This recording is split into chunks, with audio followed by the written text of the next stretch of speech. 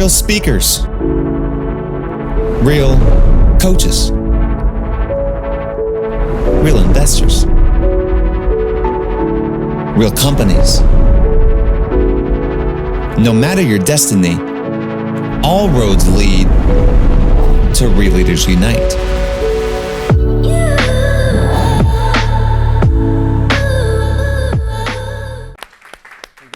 Hi everyone. So clearly welcome to what is the Australasian version of Real Leaders. We're in the APAC region this morning, another Australian, a rare occurrence. And what I'm going to share today really builds on what Tamara kindly took us through, which is, infusing your business with love and personal purpose. But then how do you drive business growth out of that commitment? How do you actually leverage impact to scale your bottom line, which is so important. And I think it's important for a number of reasons. I don't know what you thought about 2023, but I was like, don't let the door hit you on the way out, right? I loved it. You loved it. Yes, we loved it together in our Impact Collaborative. And, I think for a number of reasons, at a macro sense, we had all this recessionary talk that really put people on their back foot, right? Then you had the Larry Finks of the world, and more specific to our sort of area of impact, do the ESG retreat, and then all the capital, was shoved to the sidelines and everyone's very cautionary again. And now as we look to the future, we've got all of these compounding crises that we're concerned about that can and might stall business as well. So how does doing good, how does driving impact build your business, build your bottom line? So it couldn't be more important. And just by way of context, I started WeFirst 15 years ago. 2008, the global economic meltdown, and Bill Gates did a speech at the time at the World Economic Forum and then on the floor of the General Assembly called his Creative Capitalism speech. And basically he said the private sector is complicit in all of these problems, yet they're uniquely equipped to solve for these problems. And so I decided to answer that challenge and wrote a book called WeFirst. And that was a New York Times bestseller and voted Best Marketing Book of the Year. And that launched the company. And for 14 years, we've been on an entrepreneurial journey much like your own. These different stages as you scale and grow and so on. And in your books, you'll find the new book that I wrote a year ago. And the reason I wrote that book was after 10 years of doing this work, I was really concerned that we weren't moving far enough, fast enough to meet the challenges we face with equal force. Does anyone else feel that way right now, concerned about the future? It's quite staggering, especially those of us who have kids and we're thinking about the next generations. So, much like yourselves, we're B Corps, we're members of the Real Leaders community. I've written these books which are resource and also have this podcast out there. We're in our 6th season. I've interviewed over 150 of the world's top CEOs and CSOs to find out how they're getting it done. And I've been writing a column in Forbes for 11 years, hundreds of articles, interviewing brands that you know about how they're making an impact and building their bottom line. So they're just resources for you. Now, with that in mind, here are the clients we work with at WeFirst. Everyone from Tom's to Timberland to Virgin to Seventh Generation to Allbirds, to Moderna, to Unilever, to Logitech, to Chobani, to Crocs. We're doing the strategy and storytelling work for all of these brands. I share that only to say that what I'm going to tell you today is not, yes, you write a book and there's thought leadership, but rather, this is what practitioners are doing. This is what ELTs and SLTs are doing on a daily basis. So it really is meat and potato. Every single meeting we go into, there is a frowny-faced CFO going, why is this a priority, right? How is this going to move the bottom line? What's the ROI of this investment? So that's what I want to share with you today.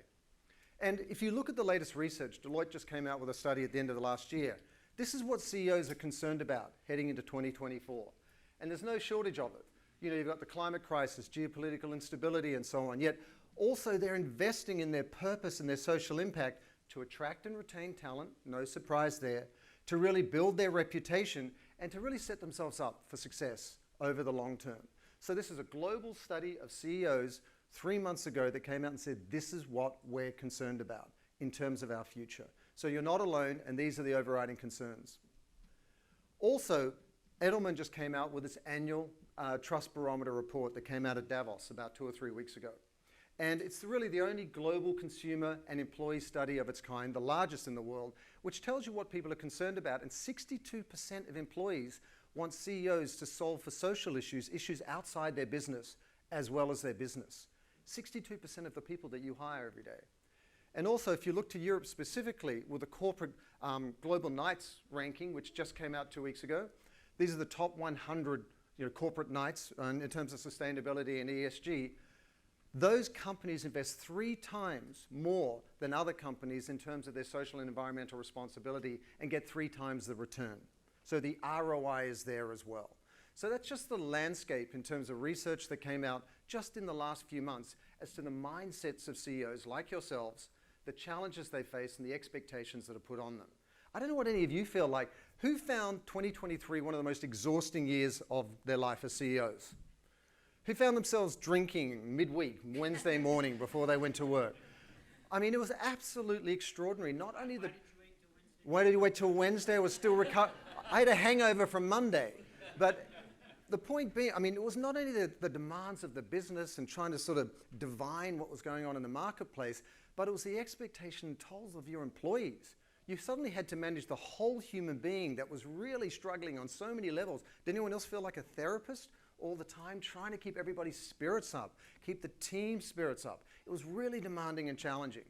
So, it has been a really, really difficult time. And what I'm going to share with you, given the 30 minutes that we have together, there's this sheet on your table, and all the key points I'm going to make are on this sheet. So you don't need to write anything down, but rather on the back are some key questions that I'm going to go through so that you can understand a process that we take many of the global CEOs and CSOs through. And that's for you to use, because I want you to really focus on what I'm going to say, not capturing the sort of the key points. They're already there on the sheet. And then the whole point of doing that is if you have answers and you want more input later on, you can share your answers with me. That's my personal email. I have built this muscle for 15 years at the highest level, and I'm very, very excited to give you feedback, to look at your answers and provide any input that might be of value to you. So just email me, say, here are the answers to my questions. It's hard to read the label from inside the jar. Can you give me some feedback as to who I am, what my purpose is, and where we can go? So that's my commitment to you. So let's talk about this compass of leadership, how to be an impact leader. And again, this is not just sort of theory in a vacuum. This is what we're taking these companies that you saw through. And we're going to start with mindsets. One of the big challenges we see out there is that people want different results in any leadership capacity, but they're bringing or coming to it with the same mindset. They're coming to it the legacy mindset of the 80s, 90s, 2000s, 2010s, when really the world is so different. Exponential technologies, compounding crises, younger demographics coming through. So you have to shift your mindset in the first place. So if we go and work with a large corporation or a high growth purpose company and so on, the first place we start is how are you even thinking about doing business and your place within it. So let's look at mindsets. This is the first adjustment I would encourage you to make. Leadership will be defined by your ability to manage through multiple crises at once. Just think back to March of 2020 or February. Do you remember what the world was like before COVID hit? There was life and opportunity, sunshine, optimism, and then the exception to the rule being a crisis, right? And then suddenly it was one crisis and another, and we have just been dealing with these body blows ever since. And my experience of what's required of CEOs now is you've got to be like that cameraman on a movie set that's got the gyroscopic camera, the Steadicam, that runs through and up and down the stairs, but the camera stays steady because it's suspended while it absorbs all these shocks of the movement around it.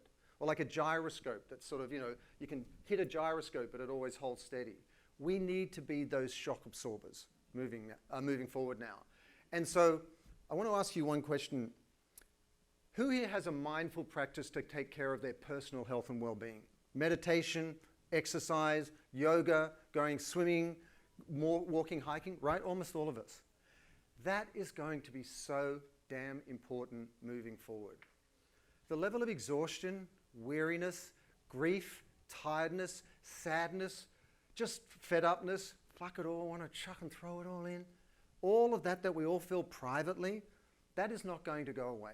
And the demands are going to increase because these challenges we face, ocean acidification, loss of biodiversity, the climate crisis, are not sitting there statically out in the future waiting for us to arrive. They are compounding and they're connected as we speak, and they're hurtling back towards us in the present. And that is creating an exponential demand and expectation on business to show up differently. In which case, we've got to fortify ourselves for what's coming. And the last 3 or 4 years are just an indication of what's to come. So to build on what Tamara was saying, it's not a bonus or a plus or a preference to look after yourself, to carve out time for yourself, to nurture your health and well-being. It is a survival strategy in terms of what's going to be demanded of you. Not just individually, not just in your multi-headed capacity as father, mother, brother, sister, daughter, but what's going to be demanded of you to keep your employees happy and excited and productive and allow you to compete in business. So it's going to be a very, very different time moving forward. Here are some of the concerns. I mean, 45%, and this just came out PwC's Global CEO study for this year, 45% of CEOs say their company won't survive in 10 years if they stay on the same current path that they're on right now. 45%. And here are some of the forces that they think are going to drive change, technological change, the climate crisis, and so on. So almost half of the CEOs out there say we won't even be around if we keep doing what we're doing now. So we're going to have to be that center of gravity. We're going to have to be sort of strong and healthy, and our well-being has got to be fortified enough to meet the challenges of the marketplace for all of these reasons. Second mindset shift, and again, these are on your sheet. You've got to back out of the future rather than build on the past. When we go inside these companies that I mentioned that you know of, you always think, wow, that company, they've got it all right. They're a purpose leader. How have they always done that? It's just who they are. It's not what they do. Absolute rubbish. It's absolutely staggering when you go inside some of these companies and you just go, oh my gosh, it's a miracle. There's sort of almost like, as a function of the founder's personality and charisma, some halo was built that's hung around, but there's been churn, there's been challenges, there's been competitive upset, and they're really re-engineering themselves internally as well. So, with all of that said, you can't just look to what worked in the past and do a little bit different. You can't incrementally innovate and iterate your way forward. As I said, the expectation on business, because of these compounding crises, is exponential. So what we do is you're far better served to get a very clear-eyed view of what's your market, your competitive landscape going to look like in 3 years, in 5 years, in 10 years. Where do you want to be in 10 years? And then you reverse engineer out of that and create milestones to that end. And if you lay them out side by side, something where you just extrapolate from the last 5 years or 2 to 3 years versus something where you reverse engineer out of 10 or 5 years forward, night and day. Night and day in terms of meeting the marketplace and allowing the marketplace rise to meet your challenge. It was really interesting. Years ago, I was one of the 5 writers on Nike for 5 years at Wieden & Kennedy, their ad agency up in Portland. And then you write the Olympics, the World Cup, Lance Armstrong, Marion Jones, all these famous athletes. And what I learned, because I'd worked on Adidas in London for 3 years before that, the thing that made Nike so powerful was this sort of anticipation.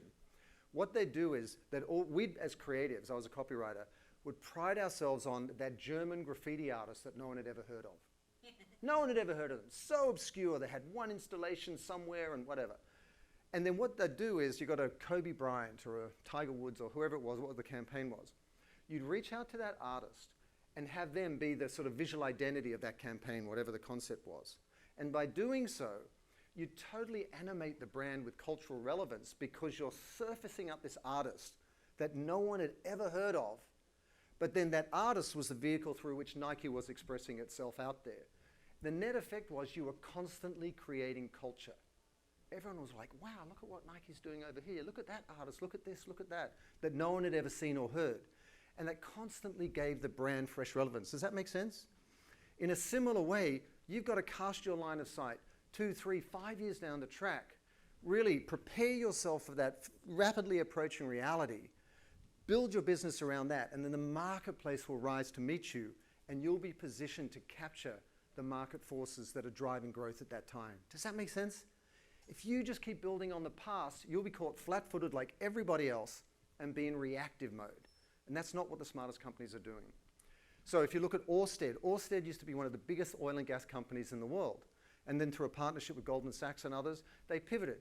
And they re-engineered everything they're doing, and they're #1 on the Corporate Global Knights list in Europe. It's the most sustainable company in Europe. Multi-billion-dollar company. Because they saw the writing on the walls in terms of the oil and gas and energy sector. Dramatic, dramatic example.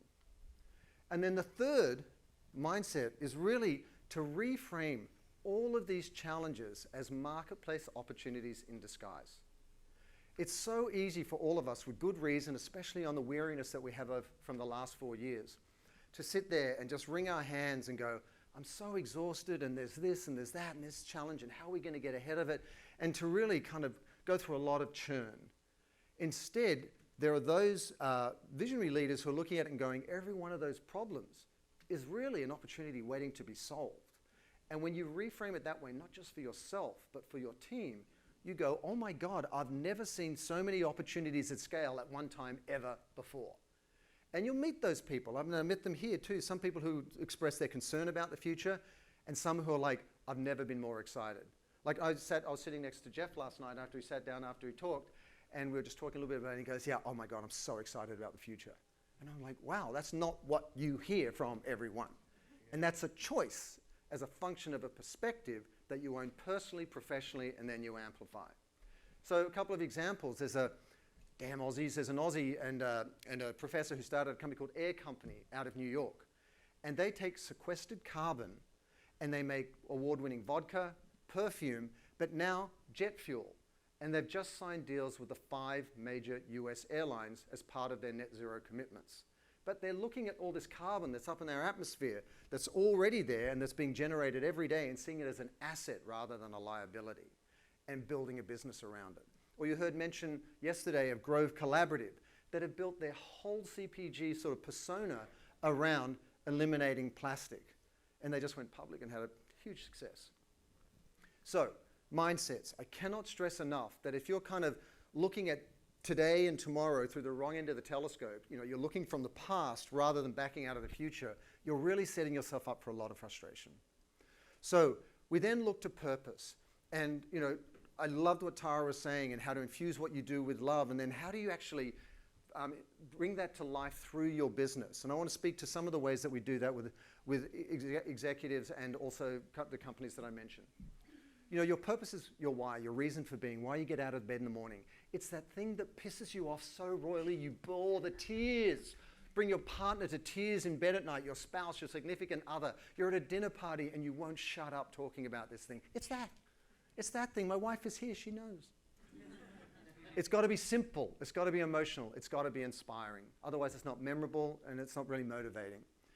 And so here are questions we ask. And these are literal questions that we ask folks with a lot of pressure and expectation on them in terms of defining their purpose. And one lens is you individually, in a vacuum. The second is you and others, other stakeholders in the world. And the third is you in relation to the world at large, the difference you're going to make.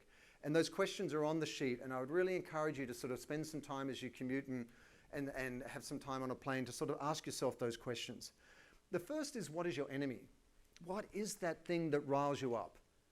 The second is, what are you the only of? There's only one of you, crazy journey, totally dysfunctional, nightmare. If they knew what's going on in your head, they'd think you're crazy. There's only one of all of you, thankfully. And then when you're at your best, what are you doing?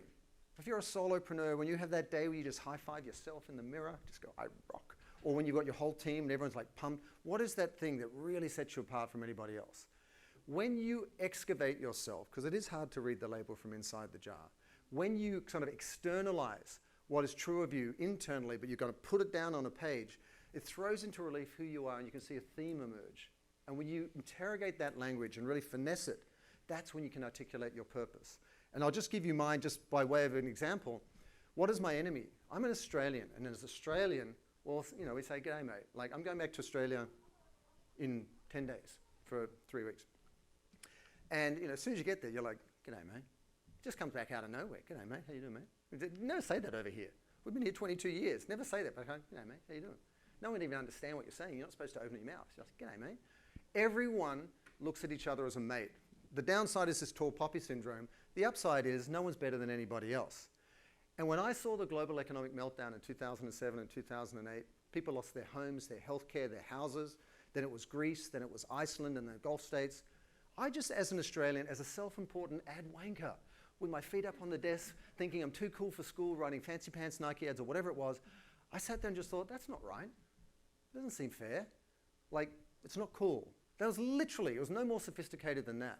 But that was my enemy. I just felt like, wait a second, capitalism, business more broadly, I'd worked on all these global brands, we've got to be able to do a better job than that. It's just got to be more fair than that just basic fairness. The second thing is, what are you the only of?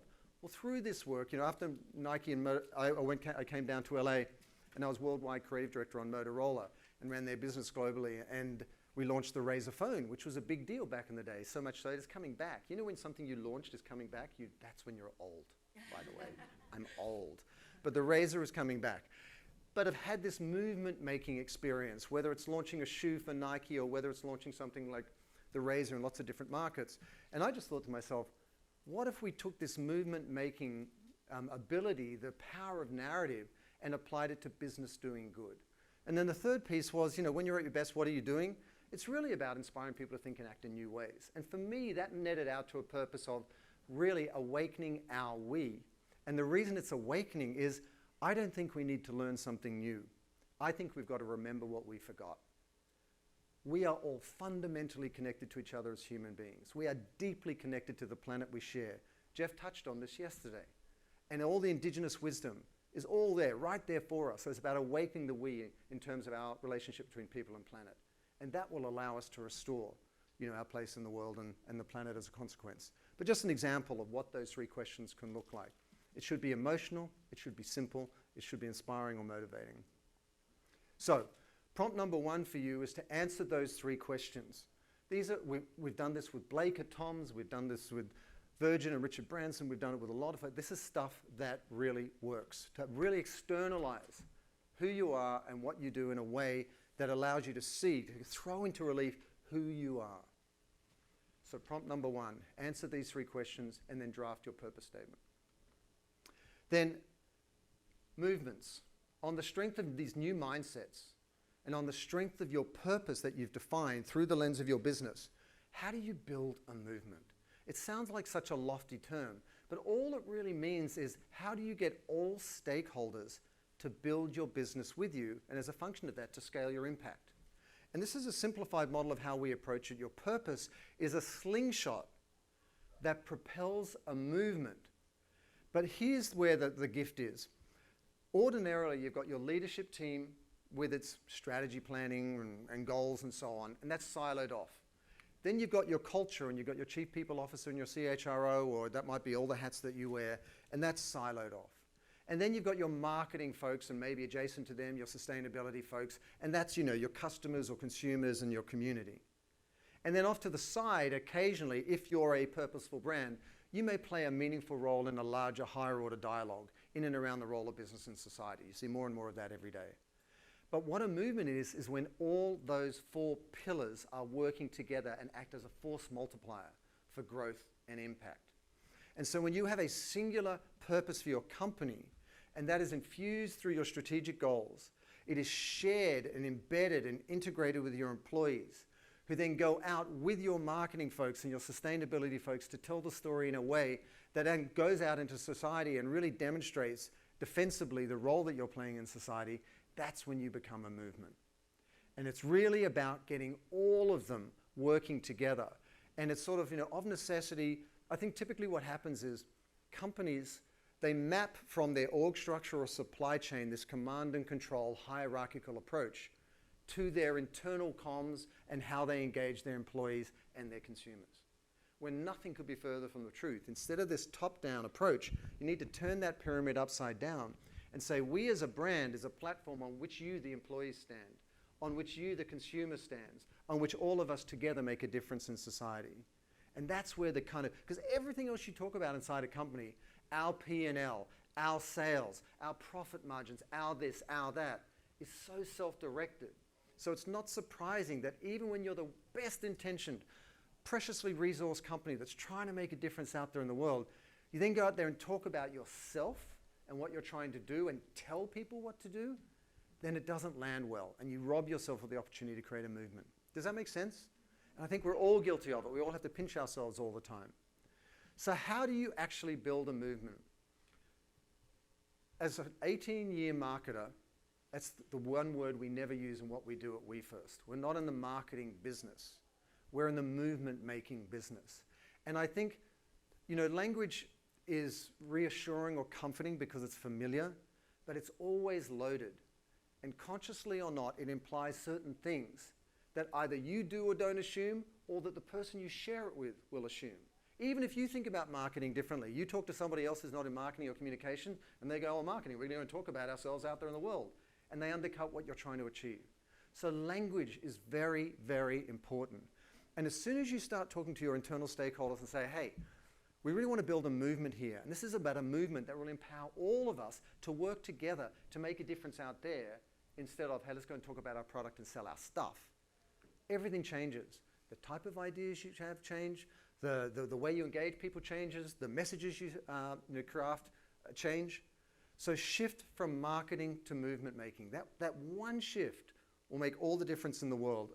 An example, Olivela. Who knows Olivela? Based out of the UK, sell high-end luxury goods, handbags from 400 brands, all the Hermes and all the bags and everything. 20% of proceeds go towards one of 3 pillars of impact out there.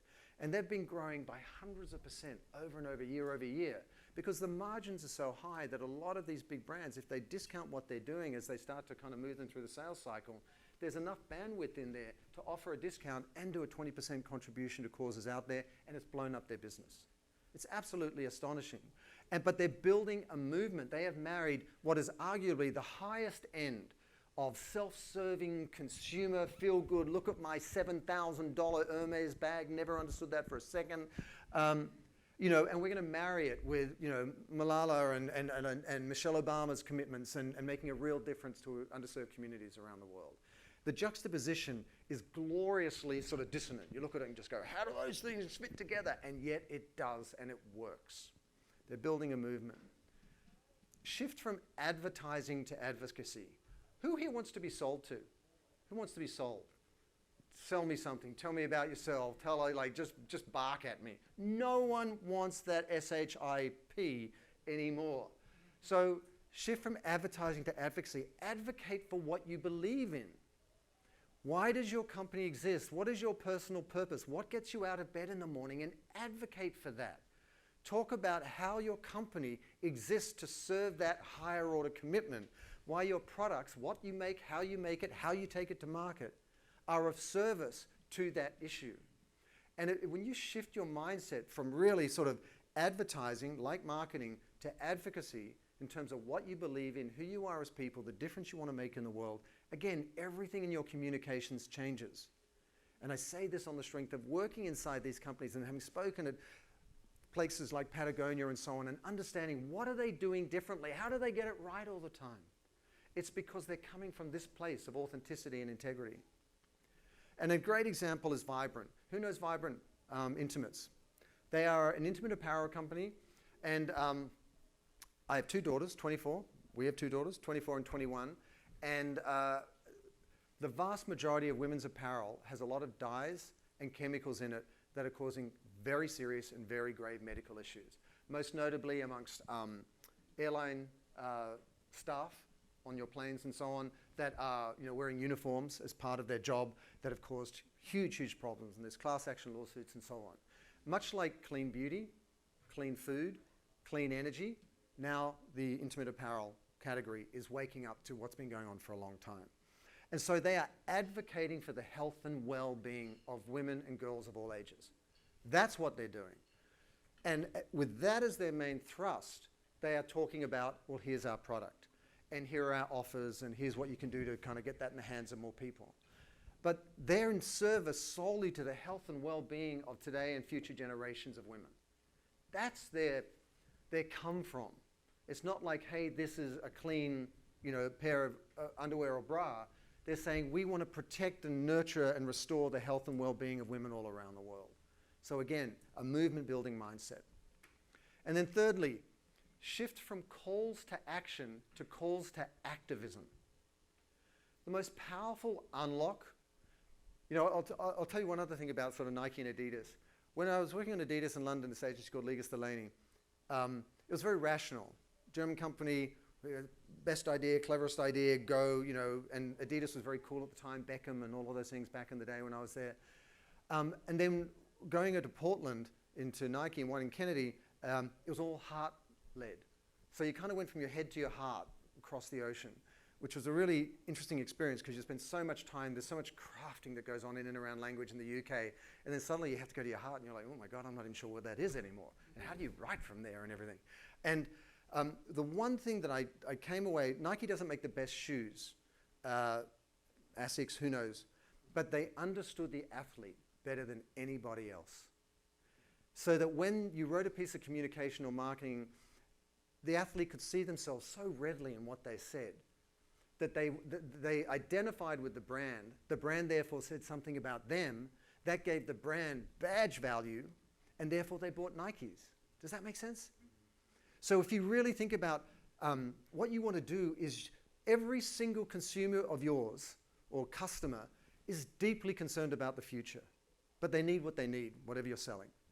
So if you can really help them understand that by buying your product, they're part of the solution rather than part of the problem. And if you can really recognize that your job is to activate their agency for change. It's not what you're doing. It's not what Crocs or Chobani or Toms or Timberland or 7th Generation are doing, but rather how the brand serves as a platform and how its products are social proof of a commitment through which you can get what you need and make the difference you want in the world. Because everyone's an activist now, in a sense. Just look at the younger demos coming through.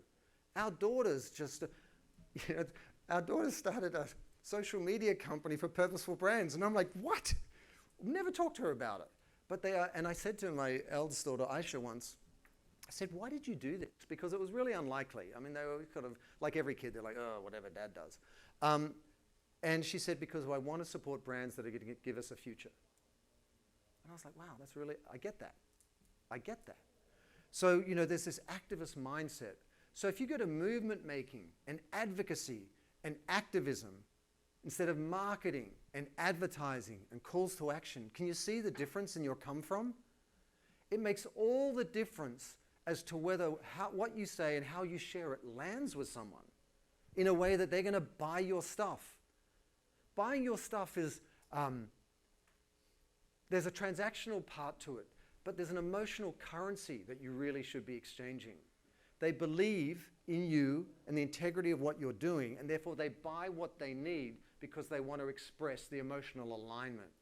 That emotional power is what the most successful brands really leverage. And an example of that, we're working with Chobani right now, and all that they do around, food access and food equity, and they obviously have a very well-known CEO, and he's got a very well-known TED Talk, and he operates very much as a refugee himself from a place of instinct. So when he saw thousands of kids being food shamed because they couldn't afford to pay their school lunch fees in schools across the US, they just went in and paid for those outstanding debts, just from a place of it's the right thing to do. So how do you codify that? And then how do you present your brand in a way that by buying their product, you are solving for those issues and activating your agency as a consumer in an activist sense to make a difference to something you care about? That's the world we live in. I look out that window and go, wow, it's raining and our house in LA just got really pillared. Anyone know a roofer? And, that's because there are these, torrential rains coming through and there's more moisture going to the air than ever. And this is just one of countless extreme weather events that are going to continue. Like, we're all worried about the future. The world that we live in today is constantly putting us on notice. It's almost as if Mother Nature has become the advertising agency for purposeful business. Do something different. Not listening? Do something different now. And then you look at COP28 and you've got the OPEC nations literally drafting what's coming out as the output. And you're like, really? It is Darwinism ultimately. I hope we make it. Anyway, activism. So the prompt number 2 is to really think about one internal action you can take and one external action you can take to activate your purpose in the sense of building a movement. How can you mobilize your employees to rally around something that's in alignment with your brand purpose that will make them feel that they're making a difference? Timberland's Path to Service. They have 92% of employees participate in Path to Service each year. So what's one internal? It's not hard. These are not difficult ideas. It's just what is one thing you could do with your employees, whether you've got 5 or 5,000, where you could kind of get them excited about, the role that they're playing. Because I tell you that one of the constant challenges we hear is churn. because you've got remote, you've got in the office work and now virtual work, there's no water cooler, there's no social connectivity. People will bail for $5,000 more and go somewhere else because they're not that connected. It's not that sticky, the company culture anymore. But if you have a company where they feel like there's an integration between who they are and what they do, and it makes them feel good about who they are because of the role they're playing through that company in the world, they will stay. And it's only going to get more so because of all the challenges we know of. And then the fourth area is messaging. It's such a challenge. I gave the keynote on ESG storytelling at ANA at the end of last year, which is the big advertising thing. And the big need going to that conference was, well, if we're doing all this good work, how do we tell that story in a way that it's going to translate to sales at point of sale? Because now everyone's screaming. They're all hijacking the same language. Everyone's screaming about the good work that they're doing. No one knows what's true or real anymore. So how do you do it? What must you do with the messaging? And specific to us as CEOs, we need to make a pretty fundamental shift. I think, for a lot of CEOs, your persona makes you the center of gravity. It really puts you at the center of, all your internal stakeholders, your employees, and by extension, the company. And this is self-directed trajectory in terms of the role that you play. And as I said, you've got to move from being self-directed to being community-focused and leveraging your purpose in an outbound way to really make sure that you are almost the catalyst for these sort of this cascading effect out to your various stakeholders. And just to give you an example, the key concept here is that you've got to shift from being the celebrity to the celebrant of your stakeholder community. As I mentioned before, I would probably say, after 15 years of doing this with a lot of those top purpose companies, I'd say 90% of them, when we start working with them, despite themselves and as being as clear-eyed as they can, as soon as it gets a little bit further away from the center of gravity of those driving the marketing and who's at the top of the tree there, it becomes self-directed, and you're the celebrity. And that's where you lose people. It's like, ladies, have you ever gone to an event, a party, and you meet some guy, and he's a great guy, but all he does is talk about the good stuff he's doing all the time. And you're like, gotta go. Just gotta go. Love all of that, but I'm gonna love it further away because too much of you, that's a whole lot of you going on. It doesn't matter what you're saying, even if it's good, if it's all about you. And as we all know from social media and so on, people want to hear about themselves. They want to see who's looking at themselves. I swear to God, as someone who wrote a book on social media, We First, How Brands and Consumers Use Social Media to Build a Better World, I think most people look at social media just to see who's looking at them. No one's really looking at anybody else. And if you looked at the proportion of people who look at social media, they probably spent 50%, if not more, looking at what they posted to see who looked at what they posted, rather than what anybody else posted. True? Right? What's happened to us? It's so maddening. It's so funny. When I wrote that first book, Facebook had just started, and there was no Twitter, no Instagram, nothing. And there was all this promise of facilitating this dialogue between citizens and institutions and brands and consumers, and Arab Spring was just happening in Egypt and so on. And there was so much promise, and I spoke at Google and Facebook and all these things. And now I look back 15 years later and go, oh God, the mighty dollar, it won. Everyone, the algorithms are just sold out so completely. So it's really about being the celebrant, not celebrity of your stakeholder community. I'll give you an example. We just worked with the Mina group of restaurants. You know Michael Mina? He's kind of like a Jose Andre in terms of the restaurant. He's got 40 different restaurant brands around the country. And there was that tension between his brand, where the company was a function of his personal brand, but he wanted to carve that out separately in terms of a personal brand, but still have that aligned and carried forward through to the Mina group of restaurants. And this is just some sort of strategy work that we did with them. But it was really about excavating, like, for example, his distinguishing qualities, which is really about mentorship. He was Egyptian. He came to the country with nothing. He built it all up through blood, sweat, and tears, and he has a deep appreciation of really nurturing younger people and pulling them up like he had in his own direct experience of life. And that is infused through his whole company. So you've got to kind of reframe your personal leadership role, your brand as a CEO, in an outbound way that can then catalyze the larger company. The second fundamental shift in terms of messaging is to co-own, co-author, and co-create the content. Who here has too much time, too much budget, and too much content to promote themselves? And they're like, oh my God, we have too much. No one, right? We are just all time and resource poor. And so what you need to do, and it's all a function of these other shifts that I talk about, which is if you put it off you and onto your employee, your stakeholder, that is a setup for them co-creating the content that you then share and amplify out there in the world. And that offloads a huge content creation burden off you because everybody's participating in building the brand. So just a couple of examples. We've worked with a number of L'Oreal brands, and we worked with Maybelline during COVID. And they basically said, this is Maybelline North America, they said, we're doing all this work around mental health and well-being in young women, but we don't feel like we're getting the credit for it. And it's really important, so what do we do? And the enterprise commitment for L'Oreal Global is Conscious Together. So we created this platform called Brave Together. And it was L'Oreal, Maybelline, Crisis Text Line, consumers, young women, and influencers all around the world. And it launched in 10 markets, and now it's in 52 markets around the world. But the presumption there is Brave Together. And it's all about loneliness, depression, and anxiety in young women, brought to you by a beauty brand. And it's relevant to the brand because of the role that their products play in self-esteem and how they present themselves to the world. But it's Brave Together. It's as much about them that it is about the brand. It's not Maybelline saying, look at what we're doing. Similarly, they then asked us to look at Essie, which is nail polish. And I don't know if all of you are aware of this, but nail art has become a huge thing, especially amongst men, where daily they're doing these intricate, incredible, and all the guys are like, oh, my cuticles, I really should get that mani-pedi.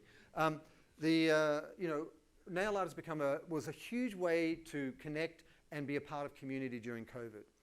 And so we worked with the teams over there on this campaign with a non-profit called Unlonely, Hands All In. And it was really about inclusion and everybody showing up in terms of what's meaningful to them, how do they self-express, being part of a community and sharing how they're feeling. Just two examples of what it's like when you co-author, co-create, co-own the brand and share it. And then finally, the third area is collaborate to accelerate growth and impact. I showed you that timeline of WeFirst over the years, and I have to say that, I wrote that book in your bag because after the 10 years, I was like, we're not moving far enough, fast enough. And we're out of time, and I'm concerned about my kids' future and their kids. I can't even imagine, like what, 2070, they're still going to be alive? Like, what is going on?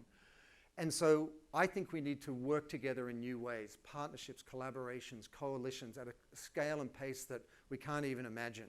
In the same way that the natural world is an enmeshed ecosystem. I mean, it's not a revelation, it's around us every day, yet somehow we've individuated ourselves with this fearful scarcity mentality, and we've got to reconnect.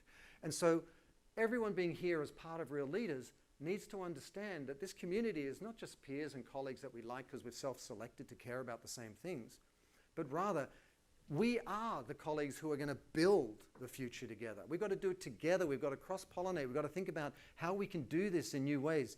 Real Leaders is not bringing people together to have another conference. The world doesn't need another conference.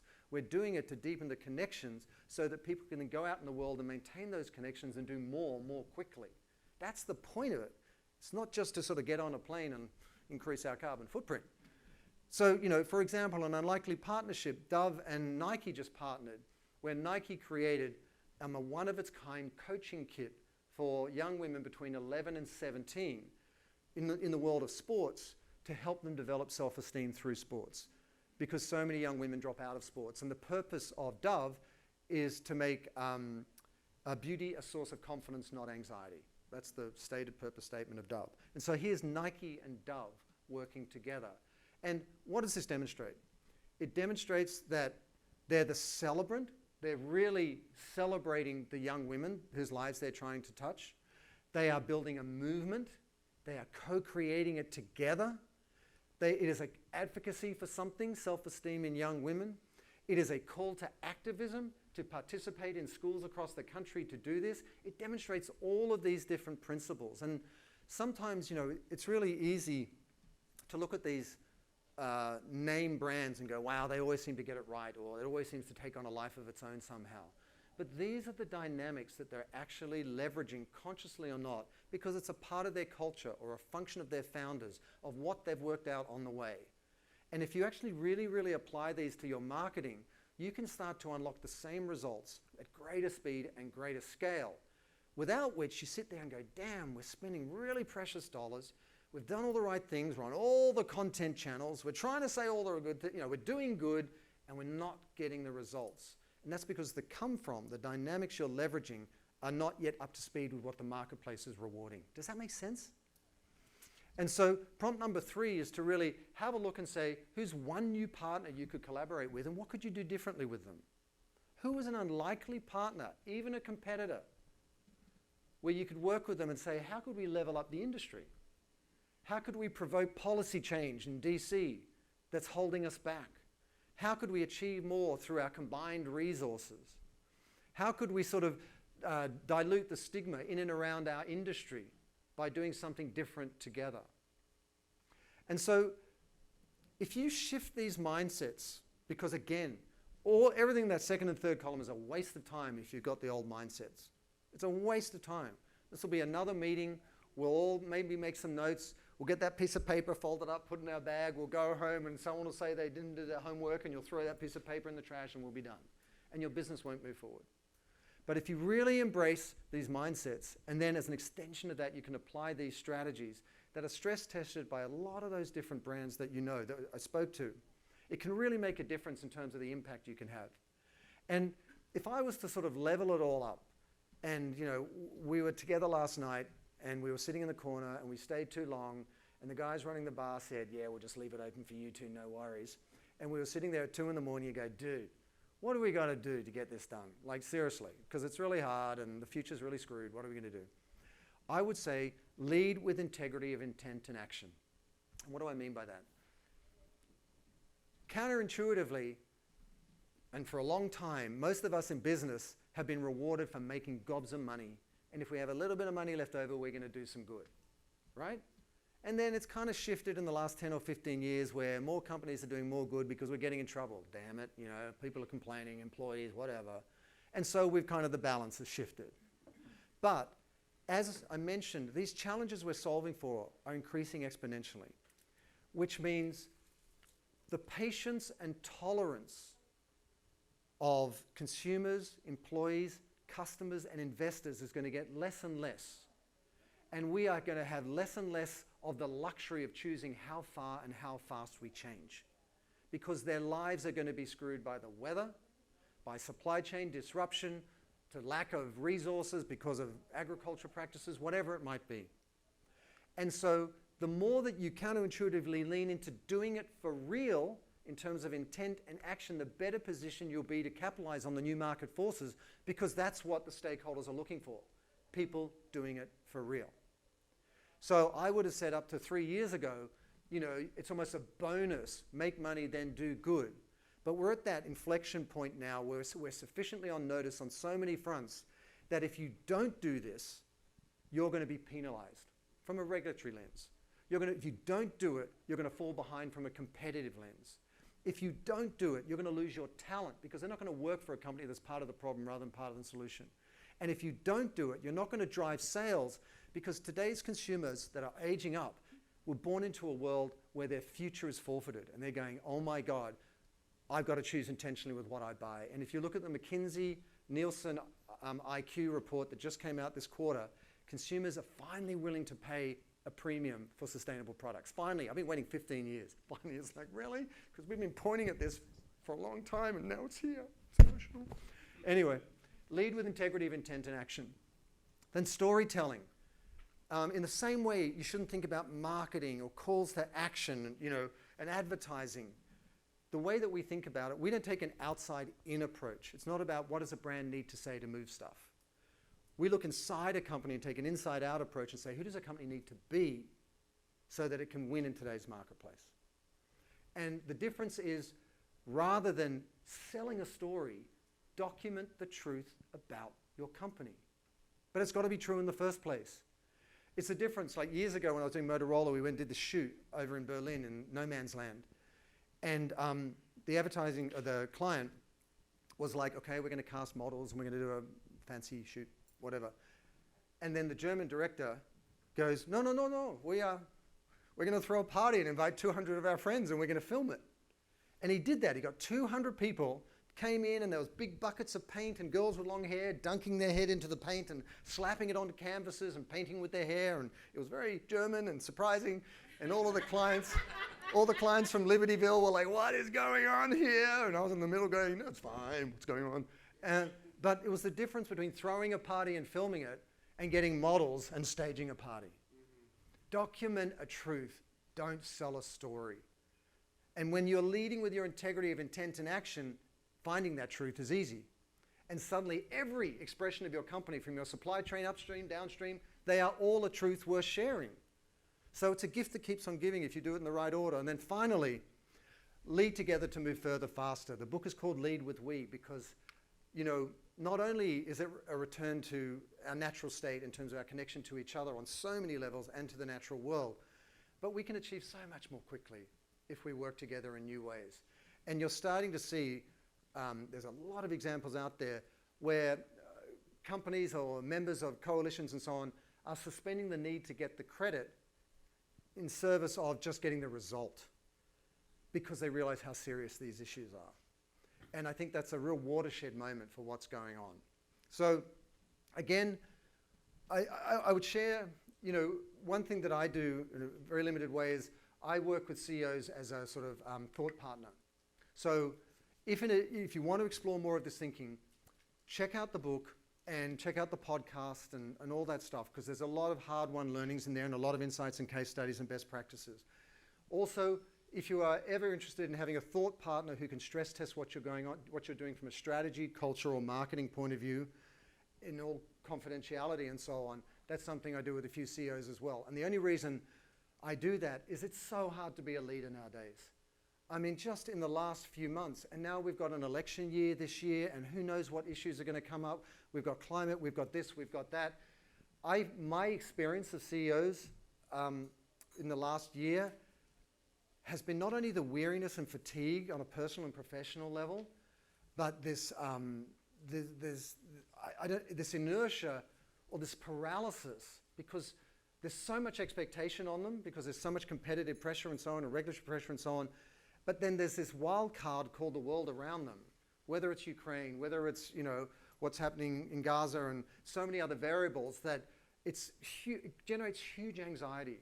And sometimes it's important to have a sounding board who has a line of sight and pattern recognition about a lot of brands to help them navigate that. So that's my email if you're interested in talking about that. But my last message would be that, you know, there is nothing we can't achieve when we do it together. And I don't think this is the end of something. I think this is the beginning of the most incredible business renaissance we've ever seen. Because we're going to be forced to look around and lean into each other, this human scaffolding I mentioned last night, and lean into each other to kind of withstand the challenges we're going to face. And we're going to become increasingly aware that the world that we live on is littered with biological blueprints that can solve all these things, all these needs that we have that we've squandered for so long. And I think it is going to be the most astonishing business renaissance we've ever seen, driven by younger demographics coming through. And as young, middle-aged, and older leaders, I think that we're uniquely positioned to be at the forefront of that in partnership with real leaders. And so I just thank you for your participation, for your attention, and let's do it together. Thank you. Real speakers, real coaches, real investors, real companies. No matter your destiny, all roads lead to Real Leaders Unite.